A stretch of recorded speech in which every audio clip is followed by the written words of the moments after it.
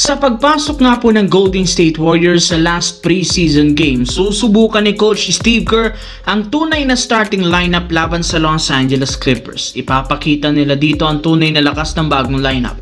Makalipas ang ilang linggo, nagamay na rin naman nila ang playing style ng Warriors, lalo na ang starting center na si Al Horford. Ayon sa naging pahayag nito, alam niya na ngayon kung paano matutulungan ang star player na si Stephen Curry. Eto, sa pagbibigay dito ng magagandang solid screen na makakakuha ito ng sapat na space sa kanyang 3-pointer. Alam rin naman niya na hindi talaga humihinto si Curry sa pagtakbo sa mga ginagawa nilang off-the-ball plays, kaya kailangan niya itong suportahan sa paggawa ng solid screen. Kapag nagawa niya yan, siguradong hindi sila magkakaproblema sa opensa. Kaya yan ang pinaka-priority ngayong gawin ng Golden State Warriors, lalo ni Al Horford.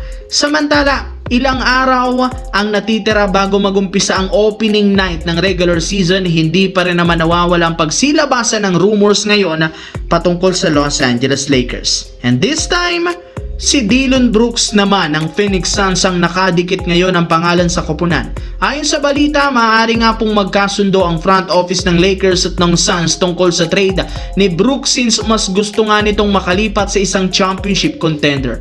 Ayaw nga nitong manatili lamang sa Suns na walang expectation na makapag-compete sa West.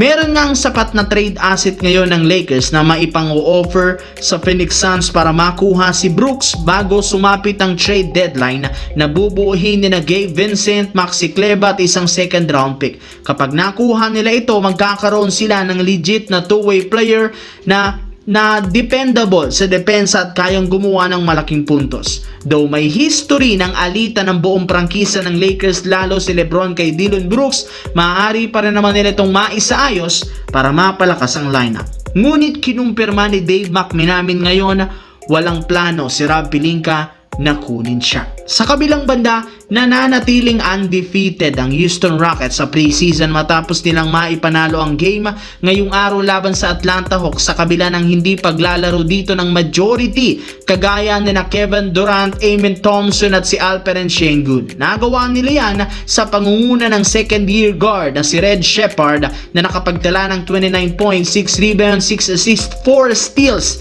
3 blocks, plus 11 na efficiency ratings. Kaya dahil nga sa performance na ito, napatunayan ni Shepard na siya talaga ang pinaka nararapat na pumalit sa pwesto ni Fred VanVleet bilang starting point guard.